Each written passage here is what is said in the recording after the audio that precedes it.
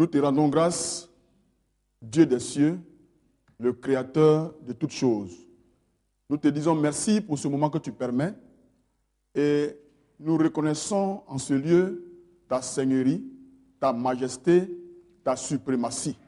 Nous prions afin que, Père, ce moment soit sous ton contrôle, que le Saint-Esprit nous conduise et nous oriente, afin que tous ceux qui nous écoutent, qui nous entendent et qui nous suivent en ce moment soient impactés par ta parole qui seule peut transformer des vies.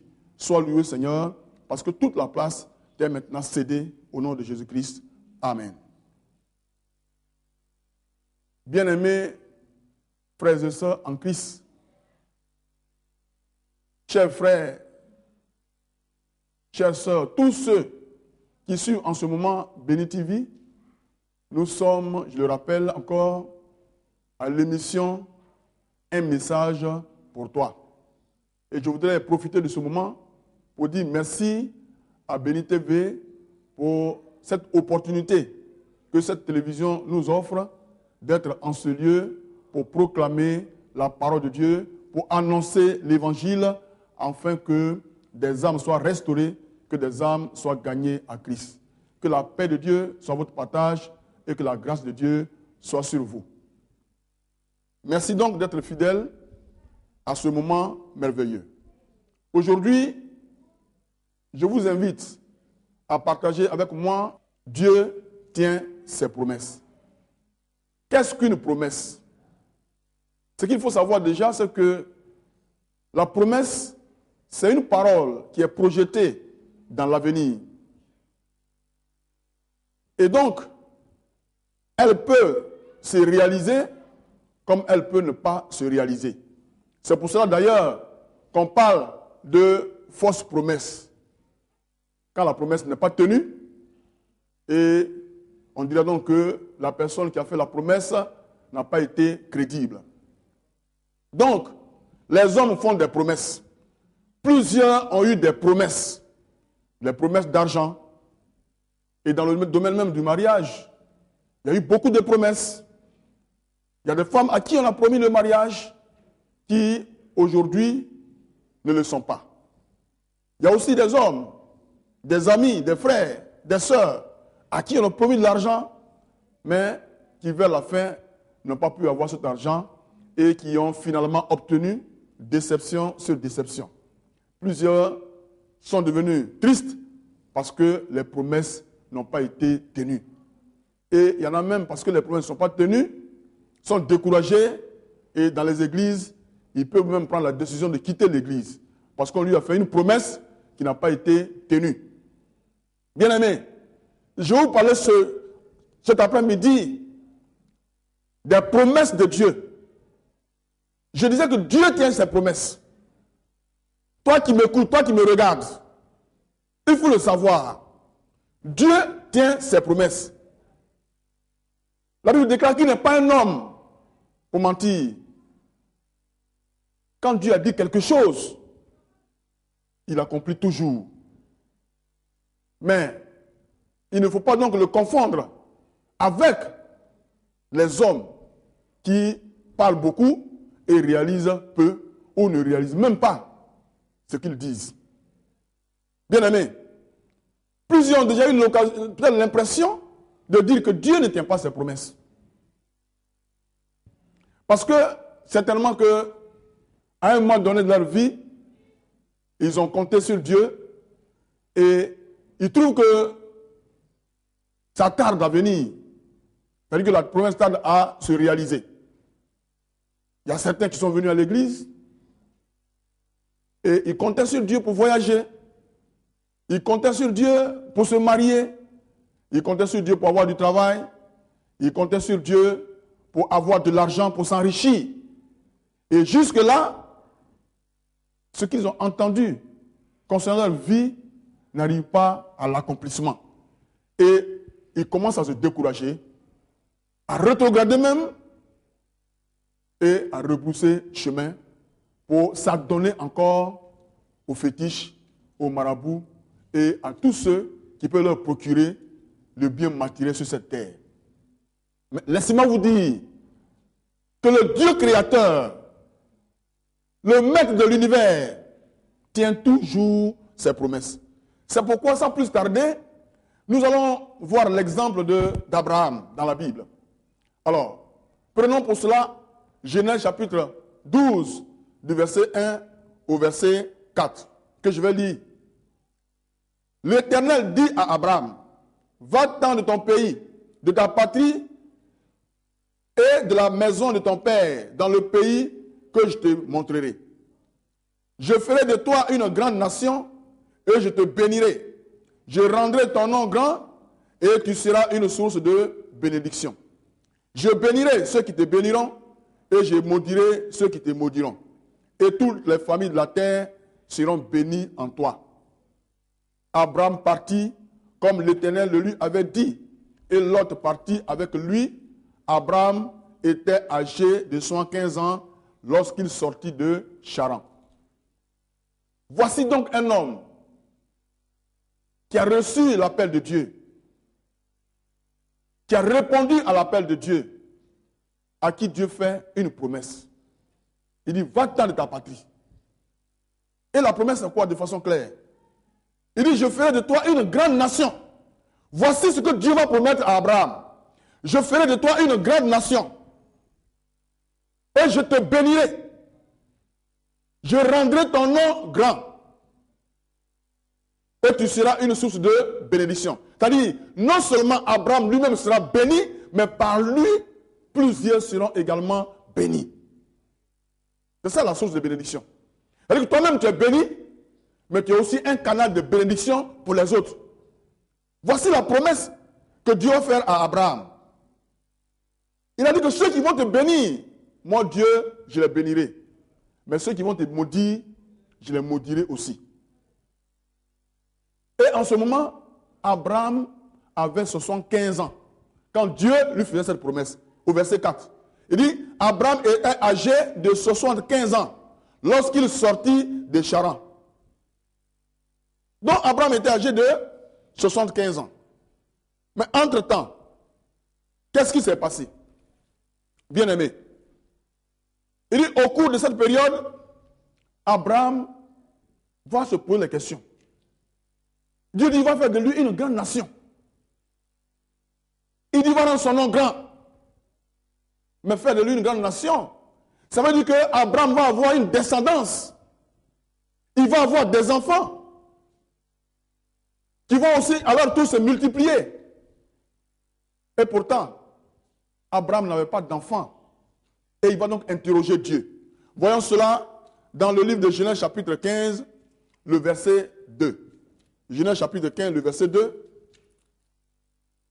nous dit ceci. Abraham répondit, Seigneur éternel, que me donneras-tu? Je m'en vais sans enfant. Et l'héritier de ma maison, c'est Eliezer de Damas. Eliezer de Damas n'était pas son enfant. Il dit, mais tu m'as dit de partir. Je suis en train de partir, mais sans enfant. Je dis bien, Dieu tient ses promesses. Or, c'est Dieu qui lui a dit qu'il va faire de lui une grande nation. Il lui a dit qu'il va rendre son nom grand. Abraham va interroger Dieu pour lui dire, c'est vrai, tu m'as dit de partir. Je suis en train de partir, mais je m'en vais sans enfant. Bien-aimé, tu as déjà entendu une promesse de Dieu.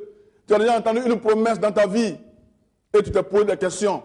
Comment est-ce que ça va se réaliser? Mais reste tranquille et suis-moi. Mais voyez-vous, Abraham, dans ses interrogations, a fini par faire ce que Dieu n'avait pas dit. Il allait se donner lui-même un enfant. Nous allons donc lire aussi le livre de Genèse chapitre 16, le verset 15. Donc, quand nous prenons Genèse chapitre 16, le verset 15, voyez ce qui est écrit. Agar enfantant un fils à Abraham, et Abraham donna le nom d'Ismaël au fils qu'Agar lui enfanta. Voici Abraham qui a fait un enfant avec Agar. Et je signale au passage que Agar était la servante de sa femme qui est Sarah. Parce que la Bible dit, quand Dieu lui a dit de partir de sa patrie, c'est avec sa femme Sarah qu'il est parti. Elle avait une servante qui était Agar. Mais voilà que, parce que Dieu lui a promis une postérité, Dieu lui a promis une grande nation, Dieu a promis qu'il serait le père d'une grande nation, Abraham va emprunter le raccourci et il va prendre pour femme Agar, la servante de son épouse Sarah. Quand Dieu te promet quelque chose, il faut être attentif à la voix du Seigneur. C'est lui qui l'a dit.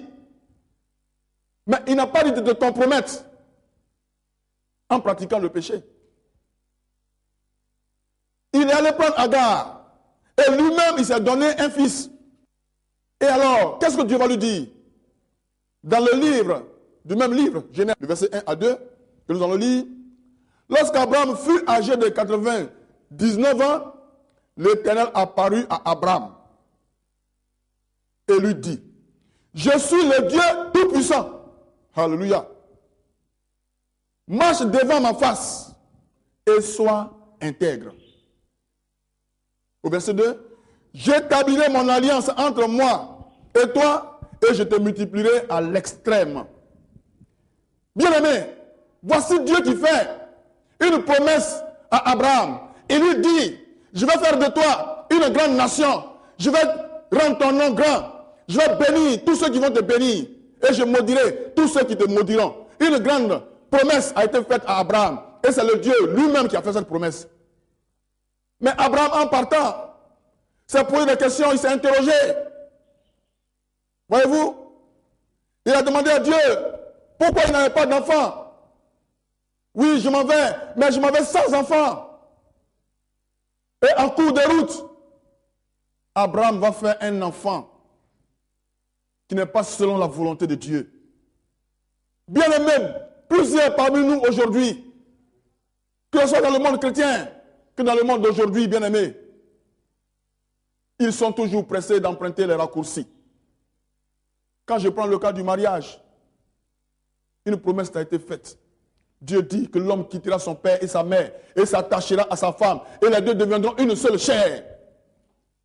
Dieu a institué le mariage. Mais il n'a pas dit se marier n'importe comment.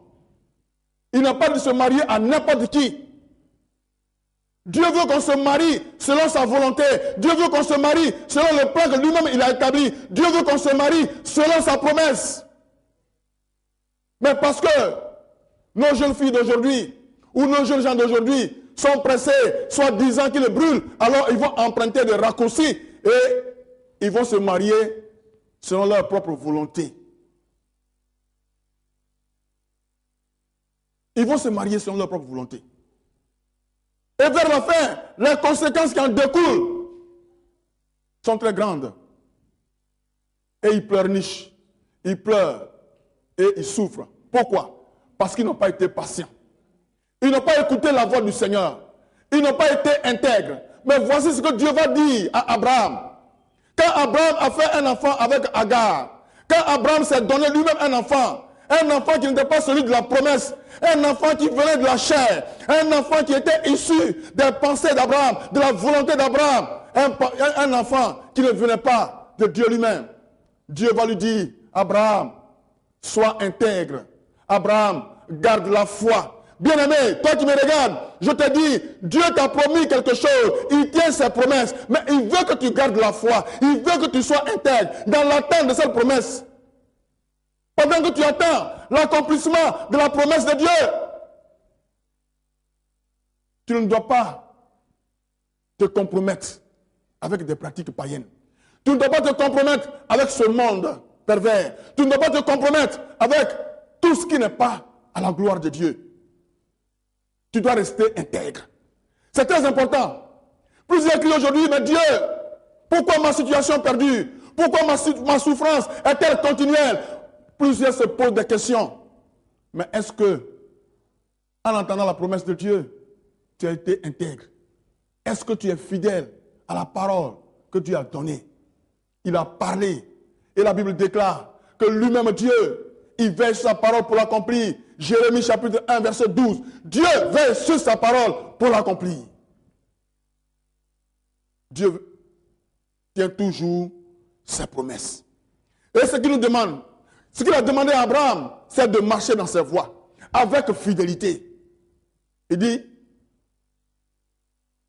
lorsque Abraham fut âgé de 99 ans, l'Éternel apparut à Abraham et lui dit, je suis le Dieu Tout-Puissant. Alléluia. Ce n'est pas n'importe qui te fait la promesse. La promesse de Dieu n'est pas la promesse des hommes. Les hommes peuvent te trahir. Les hommes peuvent te mentir. Les hommes peuvent ne pas te dire la vérité. Ils peuvent te dire va et viens, te faire de fausses promesses. Les hommes peuvent toujours te tromper. Ça peut être ta mère, ça peut être ton père, ça peut être ton frère, ça peut être ton ami intime. Il peut te donner une parole à laquelle il ne peut jamais répondre. Mais Dieu tient toujours ses promesses. Dieu tient ses promesses. Il veut que nous gardions la foi. Il veut que nous soyons intègres. Il veut que nous soyons fidèles dans l'attente de ses promesses. Mais si tu n'es pas fidèle à Dieu, tu n'es pas intègre, tu n'as pas foi en la parole que Dieu a donnée, bien-aimé, comment est-ce que tu peux réussir à rentrer dans le plan de Dieu? Nous devons chercher à rentrer dans le plan de Dieu. Nous devons écouter la voix du Seigneur.